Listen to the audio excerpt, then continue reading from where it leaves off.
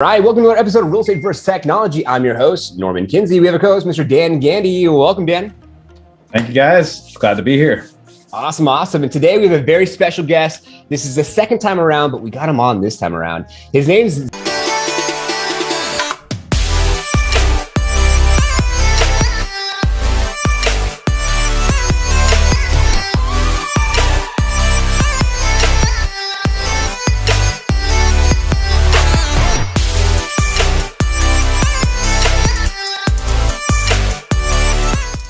Zachary. He's an entrepreneur with Loft Realty in Delaware. This individual is a national speaker, loves tacos, walks to get his tacos, and is crushing it on social media. So Zachary, welcome to Real Estate vs. Technology, man. Glad to have you.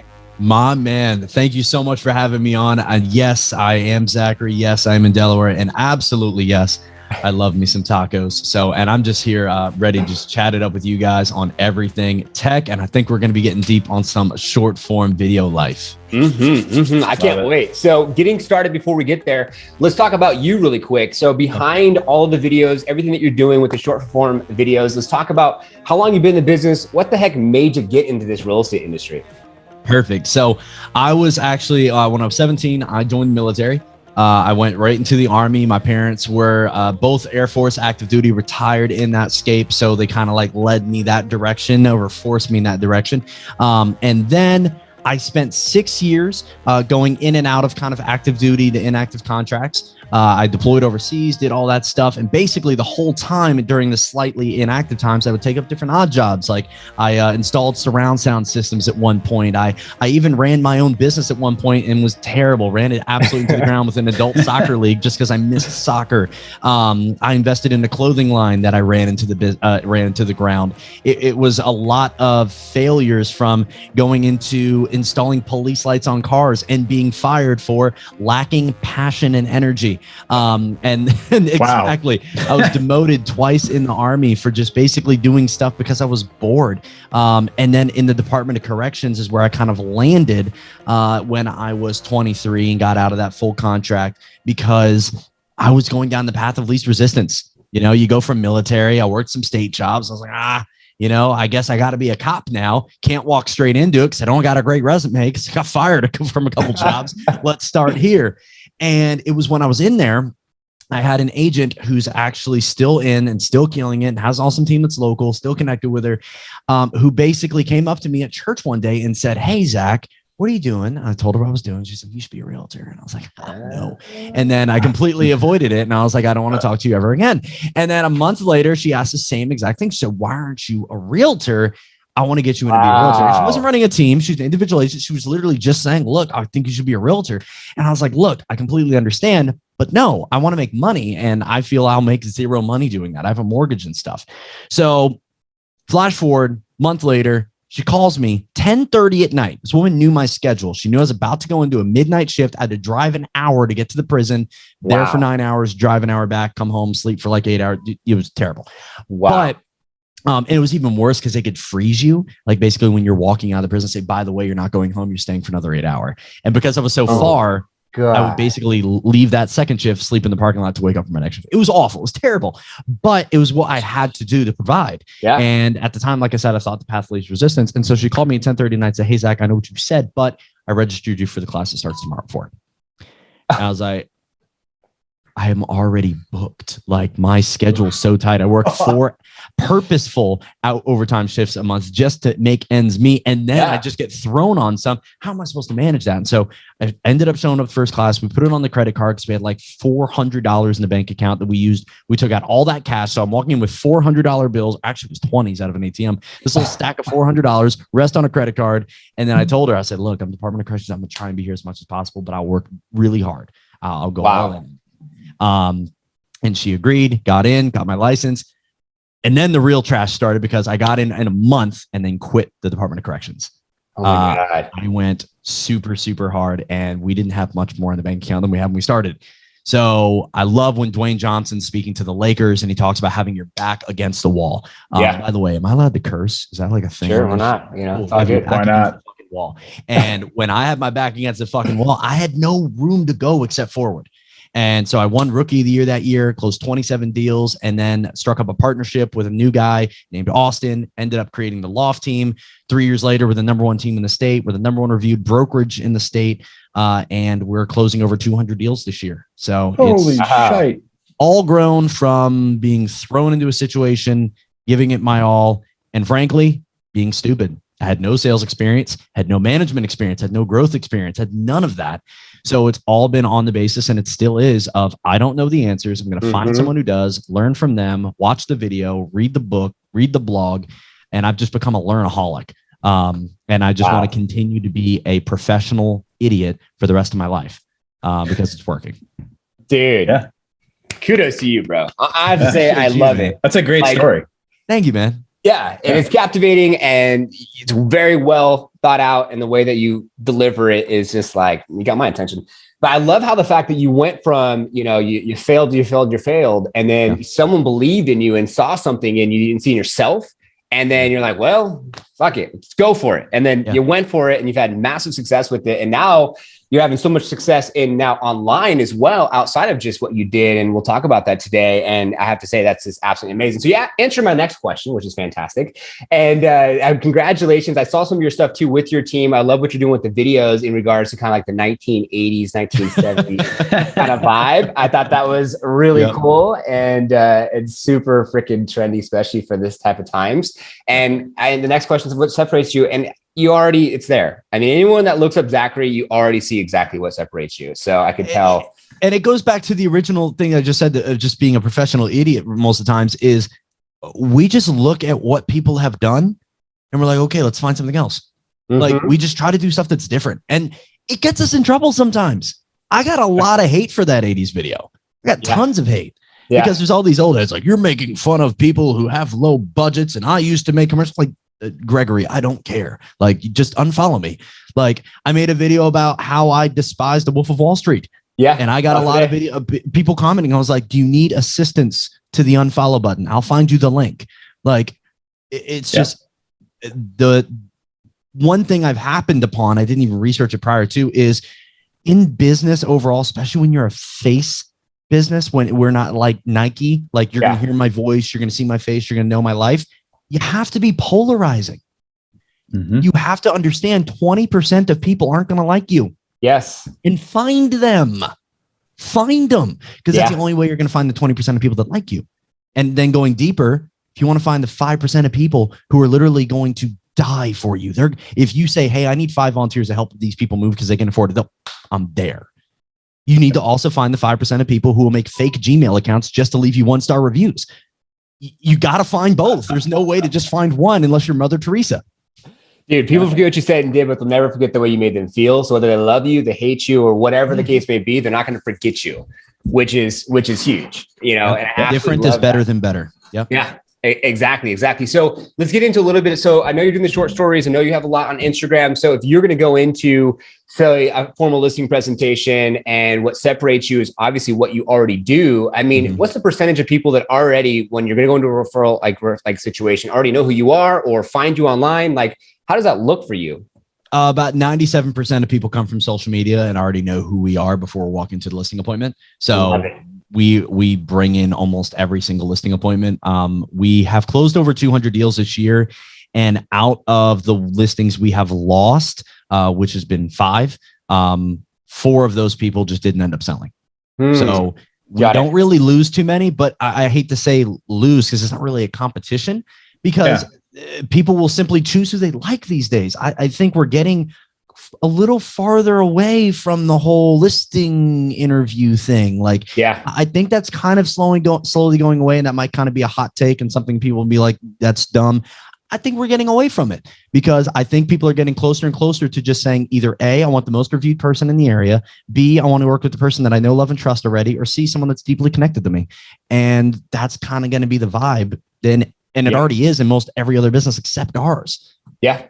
So then let's talk a little bit about that. And we're getting closer to the mix-up round, and Dan will take that over. But what's the conversation like? Because they already know, like, and trust you from the social standpoint, see your videos, vice versa, if they didn't. Usually about everything except the house. I mean, I have, and I train our agents on basically like the 5 main things you want to be asking throughout. You know, I want to know like who's on the mortgage. I want to know what their plans are, you know, what the exact reason is for selling, you know, how much do you owe, you know, what would be an ideal situation to getting this sold property? Do you want more money? You want to go on in less amount of time? You want no contingencies, a conventional loan, like getting those things. And then boom, present the marketing plan. Here's what we do, XYZ, WQ, whatever. And that's really it. Get it signed. Throughout though, I'm looking for the connection, because if they reached out to us via social media, there's a connection. Once I find it, done. I walked by, I remember this one where we were at a listing appointment, and when we walked through the living room, the Masters were on, and I said, "Oh, you watch golf?" He said, "I love golf." Guess what? We talked golf the rest of the time. We sat down at the end of the tour and sat and watched golf for 30 minutes and just chit chatted. And I was like, "Oh," he was like, "Oh, by the way, do I need to sign these?" I was like, "Yeah, you can go ahead, just sign here." Like, it's that easy. Like, you just got to be a good human. Yes. Everyone out there, listen to this, because it's so true. Everyone gets caught up in like the transaction and how many transactions I've done and so much GCI and all this stuff. It's like we're human beings having relationships with other human beings. And yeah, you might be helping them sell or buy one of the biggest transactions of their life, but that doesn't mean to be. There's scripts and sciences to being a great conversationalist. Don't get me wrong. Yes, there is a science, and I would suggest 2 books right now: Never Split the Difference and How to Make Friends and Influence People are really the 2 books you need right then and there to walk in confidently knowing you could talk to anybody. Yeah, agreed. 100%. I love that. That is amazing. And I love the candor too, because Zachary, out of a lot of guests that we've had, you've actually are one of the guests that already just kind of like took charge and asked like, all right, what's the narrative? What's the game plan? Before we're even on air, it's just like, all right, so what are we going to go ahead and get into? And I just like what? Like, that's not, so kudos to you for taking that on, doing that. I love that. I'm pretty much done on my side. And I know Dan's probably going to pivot a little bit, because you're almost like a wild card, because you're not that traditional fit in the box type of agent, which I absolutely love. We do want to learn about tool sets and tech that you're using for anyone out there that wants to potentially, you know, use some of the tech that you're using or jump on board and do kind of what you're doing. So Dan, go ahead and pick up the mix up round. I'm going to change up the camera angle and have fun. Thank you, Norm. Yeah. Zachary, what's really funny is I think I discovered you on Clubhouse. Okay. And you're on some forum talking about something about video. And I was like, all right, let me check this guy's IG out. And I was like, oh, holy smokes, this guy has more Instagram followers than I think the other like 70 people that are in this room combined. So let's just talk about video, guy. Like, you're killing it with it. How do you come up with the content? Like, what is your plan? Like, when you're looking at your weekly schedule and you're like, all right, I need to shoot a video this week or a couple videos this week. How do you go through that process? I think there's a few different bullet points that we always look at for what we need for videos. I mean, for one, you get a listing. Cool, we need a listing video. I mean, that's just kind of standard. And we go above and beyond in a few different routes, obviously. But I always have 3 ads running. So, and my ads have a month and a half shelf life. I'm always shifting the creative. So that's kind of my calendar for advertising. And then that's kind of my calendar for listings is, okay, do we have a listing? Now that we have a team, and we have a team of 12 members, I have like Amanda DeFlippis. She does amazing listing videos. Austin Gardner, he does amazing listing videos. And our team overall, we have our own videographers. So they make their own listings. But at least twice a month, I'll say when, you know, and I have some people who don't want to get in front of the camera. That's okay. Like I said, when you have that listing, do you think will make for a good video? Hit me up. Let's make a listing video. And that was actually for the 80s video. The guy who's in it, John, destroys it. He just got started. He hit me up, said, let's do a video. That wasn't my idea. That's the other thing about it is, again, I live off being a professional idiot. I surround myself with people that I know are better than me in specific subjects. Now, I know across the board, average, I'm probably better. If we took everything and threw it all into a box pound for pound. But I want people that are terrible at sales, but have the most creativity on the planet. I want 3 of them. And then I'm going to sit down with them once a month and have a creative meeting. And then I want the opposite. I want 2 people on the team that are amazing teachers so that I don't have to do all the teaching and the actual coaching. I want people that are on our team that have that drive about them, that can push others, that are almost kind of the management style. Like, I can't be everything for everybody, nor am I the best at any one thing necessarily. And I'm very, very open with admitting that. And I'll tell them, hey, you're better than me at this. We were just at a Tom Ferry event, and I'm getting closer and closer with Tom. And I said, Tom, you need to follow her. Like Amanda right here, she's killing with listing videos. She's going to give you content for your summits later on. Like, you need to follow her. And he did. And she was like, that was amazing. Like, this is so cool. And I was like, because you're better than me at video. Like, you may think that's weird right now, but you're better than me. And you're going to realize it later on. And that's why I push her to do certain things. But, and I forget the question at this point, but it's it's just being a professional idiot and literally looking at the fact that everybody in this industry wants to be everything for everyone and be the best at everything. But what I'm finding more and more of is the most famous people on the planet, the biggest influencers in the world, are the people who are surrounding themselves with the right people. And that's what I'm trying to do more and more and more of, because I love people. I love that there's 26 people at our brokerage right now that work for a brokerage that would only exist because we created it. That we have admin that are getting paid, that are getting their paycheck because we're waking up and doing work. I love that. I love the pressure. Truly. So the big difference for us has always just been like, and for me specifically, and for coming up with these ideas, is surrounding myself with people who have the ideas. That's good. No, wow. That's, you know when to pull in the right team members. And I think that comes, correct me if I'm wrong, but that may come from some of that experience in the military, right? Sure. Right. Yeah, and being able, like, who's the specialist that's going to help me get my battle won? And anybody that follows me, devoutly on TikTok will know I did not have a good military experience, but I firmly believe that the worst experiences in our life lead to the greatest learning opportunities. I had terrible leadership that literally wanted to do everything for everyone. And then when someone screwed up something because they were doing something they weren't the best at, they got in trouble. They got coins and awards. And I was like, this does not look right. None of this looks like it's flowing correctly. Morale's awful. This is bad. And so you're 100% correct. And I think we have those opportunities all the time. But the problem is most people will take the opportunity to complain about them instead of analyze them. Yeah. All right. Here's the question, because this is real estate versus tech. What new technology are you implementing in your business that you think will disrupt what you currently are doing or make you guys more efficient and more powerful? Sisu. We just implemented Sisu. We utilize Boomtown as a CRM. And we also have BombBomb, pretty much typical relationships there. But Sisu is kind of like the digital glue that combines everything and allows me to walk in as a team leader. And, I'm out of production to walk in on my computer at 6 a.m. in the morning and look at it and boom, dashboard. Here's how we're doing. I'm like, okay, cool. I can go work out now. It's beautiful. And I can easily look up each agent and say, okay, Austin's made his calls, Heather's made their calls, John's falling behind, got to text him. Like, it allows me to know what I need to do and kind of create that mental checklist. Because I normally will text my agents in the morning, hey, I'm grateful for you. I'm happy, do this, that, and the third. But, if I look at here and I'm like, oh, you're a deal behind on their typical average. Let me make sure everything's okay. Hey, I'm grateful for you. Is everything going okay? Like, I want to make sure you're taken care of, like little stuff like that. And that's from the data that I have in front of me. Because I think everyone always tries to separate into two different lines of people. Like, you're either an emotional type of person, you're a people person, or you're a data person. I'm a data person, honestly. At the core of it, I'm a data person. But that data person allows me to be a really good emotional person because I know what to talk about. That's good. That's all good information.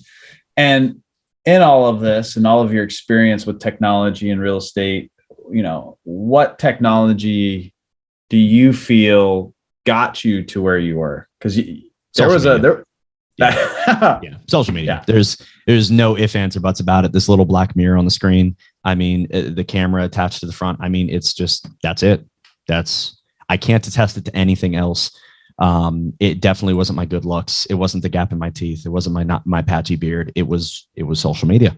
It was getting on Facebook Live. It was Instagram living and Instagram storing every single day my first year. It was connecting with new people via the $1.80 rule on Instagram. It was getting on TikTok back when everyone was really, really, really, really cringy about it. I remember the first time I ever got to meet Jason Pantana. If you guys don't follow Jason Pantana, he's the marketing expert for Tom Ferry. I know you guys do, but for anyone listening, I remember I had the first ever conversation with him, and I was having this kind of like geeky moment. Just like, oh my God, I get to talk to Jason Pantana. And it was like 2 years ago, and I brought up TikTok, and he's like, oh. And I was like, no, dude, I think this is it. And he's like, oh. And I still get on him for this. It's like, you didn't believe in it. And at one point I had said, are you going to talk about this at Summit? And he said, no, Tom's not going to talk about this at Summit. And then 3 days, so I only talked about it. And then 3 days before Summit, he said, dude, I said, what? He said, you have 400,000 followers on TikTok? I said, yeah. He said, why didn't you say that? He said, you thought, I said, you said it was stupid. So why would I tell you? Why would I say any more? Yeah. And so then he changed it, brought up TikTok, showed some of my videos, and that was kind of actually the first moment I was ever brought up in that ecosystem. But it was also one of the biggest validation moments in my life where I got like, oh my God, like I'm doing this right.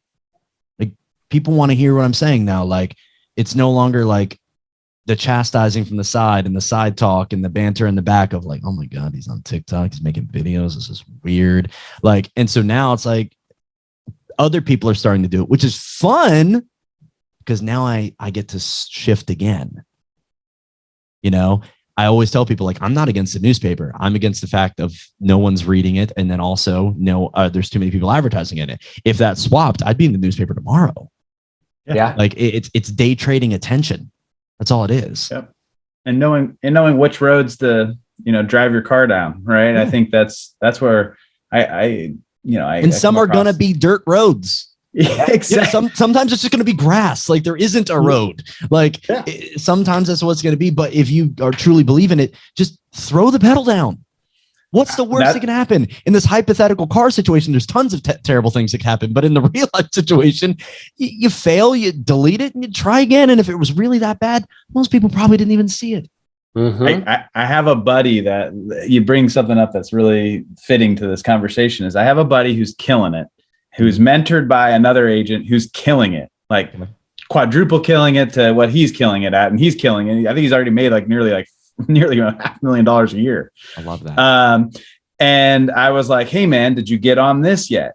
And he's like, oh no, man, I've been busy at this and this and this. And I was like, hey man, you're talking to a guy that has a degree in advertising. I work in marketing. I work for a marketing agency. I'm a real estate broker. And I was like, put me on FaceTime. And I showed him my whiteboard and I said, you see those 14 people right there?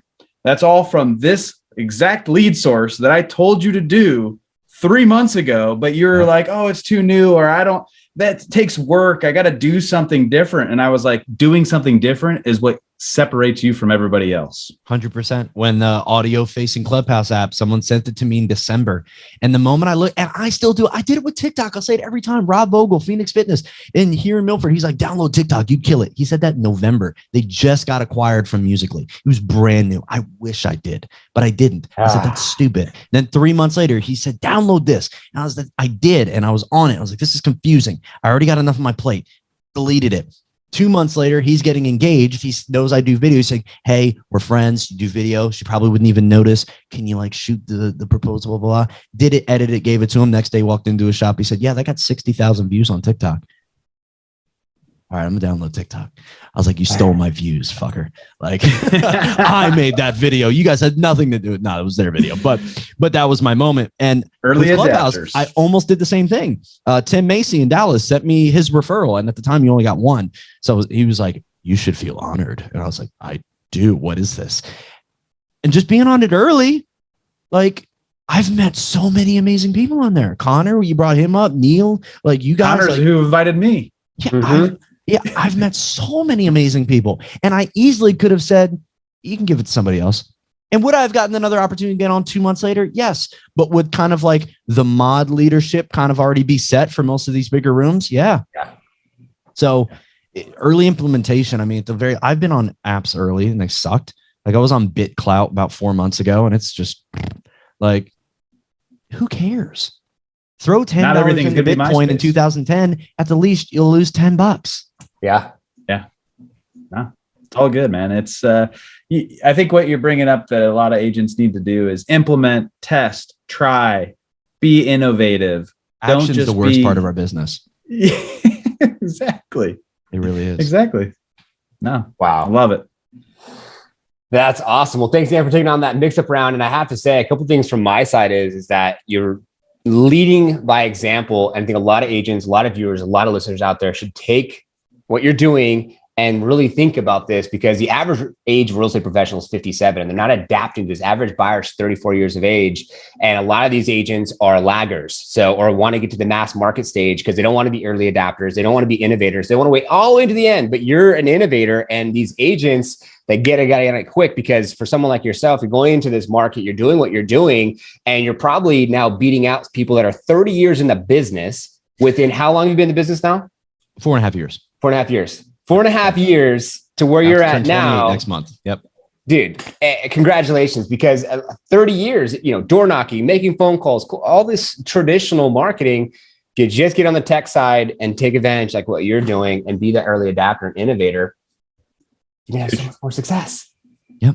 I love that. I love that. So getting into kind of last couple of questions that I have before we open the floor up to you, like, do you in your specific market do anything or consider yourself an expert at all? Like, do you do anything for local type of content that adds value so they can build a know, like, and trust factor, see you as an expert, which is an authority in the specific market? So like if they Google search, boom, you're found. Do you do anything with that type of technique? So yes, I'm an absolute nerd in the Google background, AdWords, Tag Manager, analytics, things like that. I'm an absolute nerd for that. Google local service. Yep. Obviously Google local service. Get there, people. Yep. 100%. You get on Google local service. We run PPCs, we remarket YouTube ads. One big thing we do is every single listing video that we like, because not everything we like, sometimes it comes out, it doesn't really match exactly what we're looking at. But if we like it, we push it out. Like that 80s video, it's currently being run as a YouTube ad. And most people be like, well, what's the call to action? Be like, shut up, Jason. It doesn't need one. They need to see that we're selling houses. Like, that's all we need. So, I mean, like, for example, like, I'm not even going to do this. So stupid. But branding is such an underlooked. And when you give the floor, that's all I'm going to talk about is branding. That's what we do. And that's how we're known. And we do some complexer things. Like I do have Google display ads that run to people that tag on our Pixel or our Google tag, people that follow us on Instagram. Like if you go to my profile, if you're in Delaware and you go to my Instagram profile and don't even follow me, you're going to see Instagram ads. Like we have it set up to where if you even look into us, you're going to see us. We do a lot with QR codes, and I do a ton just simply with remarketing. I feel it's weird because it's almost like everything we've always been saying since the 80s, 90s, early 2000s is just now in tech. And we've broken the link between the two. And I don't know why.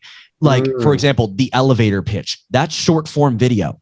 Like for people to tell, well, I can't do that in 30 seconds. Well, didn't everyone say you need to be able to tell me what you do and convince me why I should do it in under 30 seconds? That was an elevator pitch. Now you get to actually record it and practice it and do it day after day, and you don't want to do it. Like that's stupid. Like, and for, and I was trying to give the other example, for, God, that was actually the secondary. I can't remember what I was on. It's coming. Yeah, I'll get back to it. But just the old school stuff still works. Yeah. And it's just now you can scale it. Now you amplify. Can push. Exactly. Now you just have the opportunity to go 30 layers deeper. Like, that's what I was thinking. The fortunes in the follow-up. Mm-hmm. Everybody's been saying that. You got to call them back at least 7 times as FSBOs before they'll give you the business. Okay, then why aren't you retargeting the people who watch your YouTube videos? Why aren't you retargeting people with a Google tag to people that visit your website? Why aren't you putting people on an email campaign after you say, hey, I have a PDF that says, here's the 7 things that have changed since COVID hit the market. If you're thinking of selling your home, you need this. Give me your name, give me your email, and then retargeting that list like clockwork. It's the same thing, except you can scale it, you can amplify it. And most people are like, well, I don't know how. Take down the site YOUTUBE. Everything in the known universe, from how to buy the best cat in South Carolina to how to fix the transmission on a 1986 Jeep Cherokee, is on YouTube. Yeah. Like I told my wife this one day and it stuck, is like, if there's not a tutorial on YouTube, you're stupid.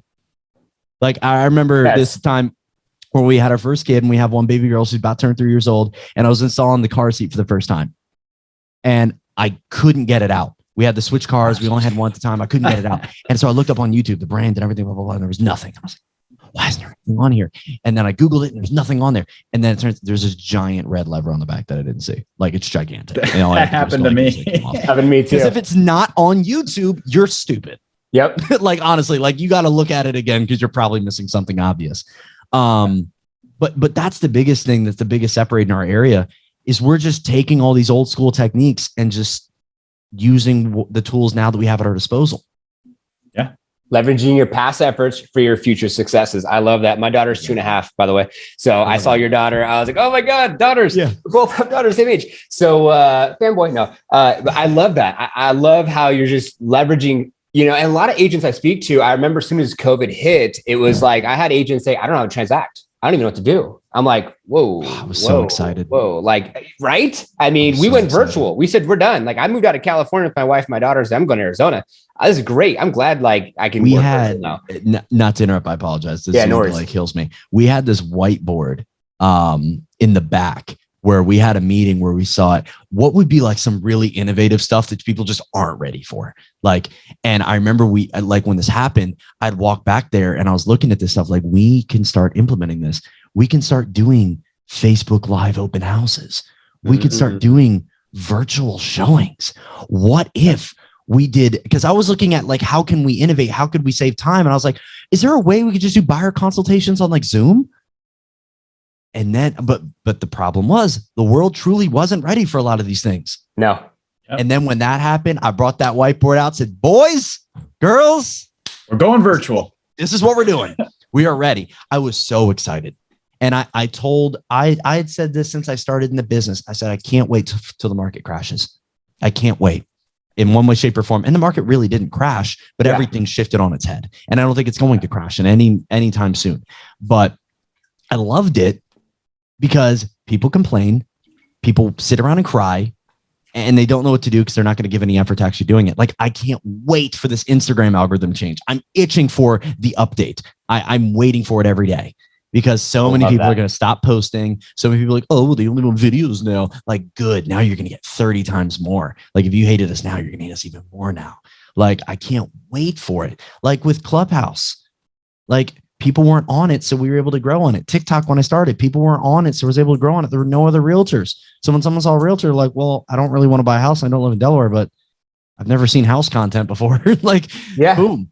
So wow. That's it. Wow. I absolutely love that. It's the way of the land. I mean, this is the direction we're going into. And I love how you're positive about moving into the down market or moving into an algorithm update. So instead of dreading anything, just have a positive mindset so you're ready for it and you're mentally preparing yourself for something that's going to happen regardless. I think the last question I have for you is on the traditional side, farming, right? Farming was a huge thing. So what's your approach when it comes to farming? I mean, you talk about QR codes. Is this like a mailer with just a QR code saying scan me and there's a video on the other side? Or what are you doing with farming? Is it like just around an open house and a house that you're selling? Or are you dominating the whole freaking Delaware? The whole state. I mean, so that is a 2022 classified document on what we're doing to take over the whole state. But right now we really focus in on our central to southern area. And we do that with door knocking, and we have market updates. We don't ask them to do anything. We say, here's an update on the market. And on the bottom, hey, want to know what your home's specifically worth? Here's a QR code, and it leads them to a CMA generator. Like, we don't have to do anything except get the ping of, hey, they got their CMA, and we can call them and say, hey, we saw you got your CMA. What'd you think about the price? Boom. Oh, I thought it was dumb. Oh, well, that is a generator. So why don't I give you a personal one? Could I come by Tuesday to drop it off to you? Like, again, old school methods, new school technology. Using things like slide dial. We do a ton of those to get right into people's voicemails. We QR code our listing signs. I do have a really cool idea that I would take 15 minutes to go into, but I have the opportunity to get a billboard, and I don't like billboards because I feel you need 20 billboards to really serve the purpose in an area. So I posed a question to myself, and this is one piece of advice I would always give. because, and I'll format it first. We are great at giving relationship advice that we don't take ourselves in our own relationships. Of course. We're great at giving business advice we don't take in our own business. So whenever I run into a problem, I mentally pull myself out of my own brain and I pretend someone just asked me the question. Hey, Zach, if someone gave you one billboard, what would you do with it? And I was like, I would probably just make like half of it like a giant QR code, not put any branding on it. And I would just say, hey, stuck in traffic, point your camera at this. And literally it's going to be in beach traffic on Saturday, Sundays, Friday. And we get tons of it for like 8 hours gridlocked. And it's going to be, here are the 7 things that we hate about tourists. So you should avoid these. And it's going to be a funny video. And it's just going to be attention grabbing. Like, oh, this was cute. But guess what? Google tag. You're going to see me everywhere for the next 2 months. And when you now want to move here to this vacation spot or get that vacation rental or spot, we're the only people you know. But that is, again, just bringing technology into old school methods. And that's what we're really doing to. He just gave out his 22 secrets. That was only one piece of it. There's a lot of it, but yes, I'll gladly give it out at the end of 2022. So, but we're working really hard on that. And I'm really proud of it. It's going to be really, really big. Because we are growing into now possibly multiple states. We do have agents in Florida.